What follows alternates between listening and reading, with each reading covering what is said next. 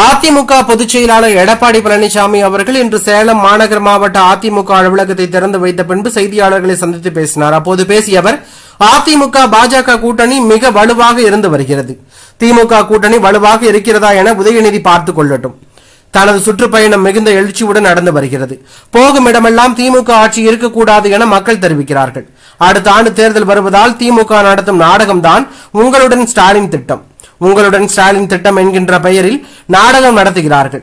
4 ஆண்டுகளாக ஒன்றுமே செய்யாமல் இப்போது குறைகளை கேட்கிறார்கள். அதிமுகவுடன் மேலும் சில கட்சிகள் கூட்டணி வைக்க உள்ளன என்று அவர் கூறியுள்ளது பரபரப்பையும் அதிர்ச்சியும் ஏற்படுத்தி உள்ளது.